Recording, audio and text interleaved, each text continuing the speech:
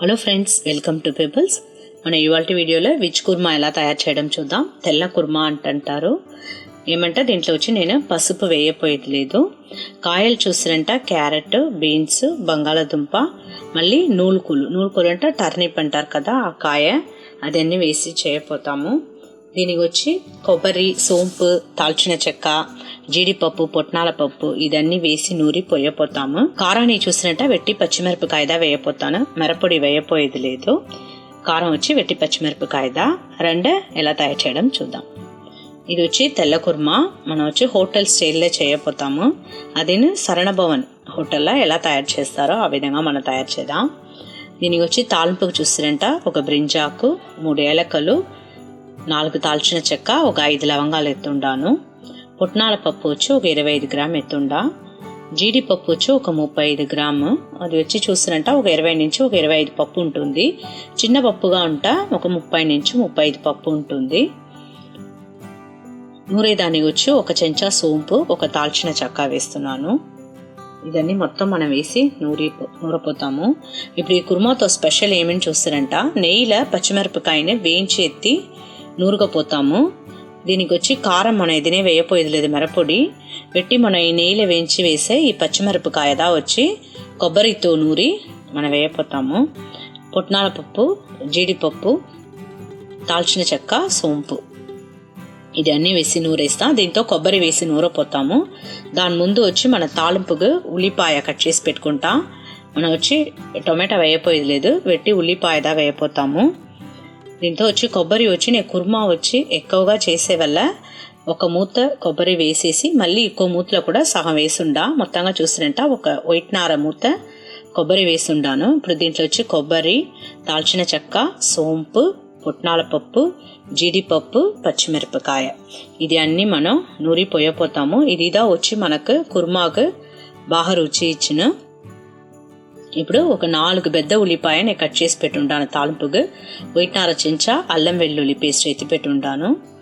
కాయలు చూసినంట ఒక 20 beans ఎత్తుండాను, 2 carrot ఎత్తుండాను. ఇదన్నీ మొత్తం నేను బాగా కడిగేసి కట్ చేసి పెట్టుండాను. బంగాళాదుంప ఒక 100 గ్రామ్ వచ్చి బఠానీలు ఎత్తుండాను, బాగా బచ్చ బఠానీలను ఎత్తి పెట్టుండాను. ఇది కూడా మనం వేయపోతాను. మనం దోంచి ఫ్రీజర్లో పెట్టేసి కూడా బఠానీ మనం యూజ్ చేసుకోవచ్చును. ఇదన్నీ బాగా శుభ్రంగా కడిగి ఎత్తి పెట్టుండాను. బంగాళాదుంపని మనం తాలింపప్పుడు మనం కట్ చేసుకుంటాం.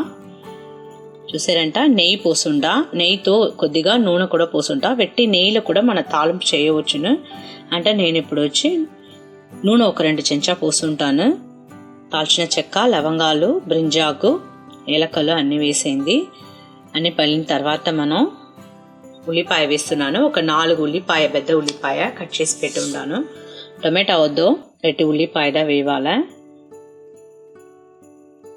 ఉల్లిపాయ బాగా వేయించండి. వేసిన తర్వాత మనం కాయలు వేసుకోవచ్చు. అల్లం వెల్లుల్లి పేస్ట్ వేసేసి ఒక 1.5 చెంచా అల్లం వెల్లుల్లి పేస్ట్ వేస్తున్నా. అది పచ్చివాసన పోయేదాకా మనం వేయించేసి కాయలు వేసుకుంటాం.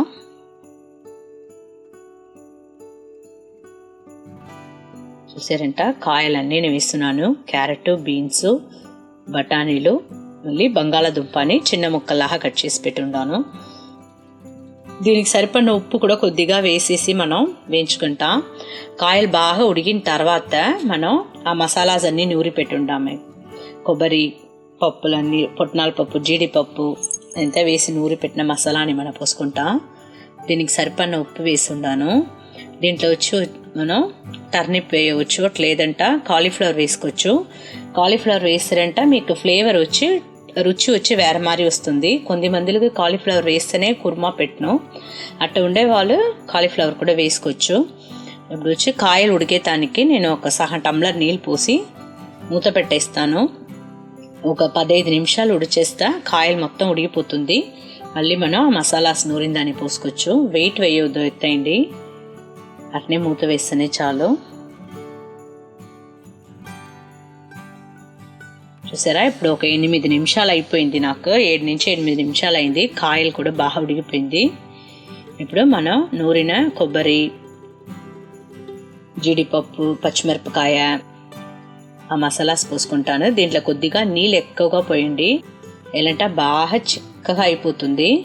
దానివల్ల మనం నీళ్ళు కొద్దిగా ఎక్కువగానే పోసుకోవచ్చు. ఒక 2 నిమిషాలు మూసిపెట్టేయండి. ఒక తెల్లు వచ్చిన తర్వాత మనం పొయ్యి ఆర్పేస్తాం. ఉప్పు చాలేదంట ఉప్పు వేసుకోండి, లేదంటే వదిలేయండి.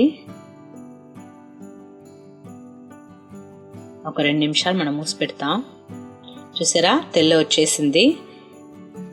తెల్ల వచ్చిన తర్వాతనే మనం ఆఫ్ చేసేయాలి, అప్పుడే కరెక్ట్గా ఉంటుంది కుర్మా.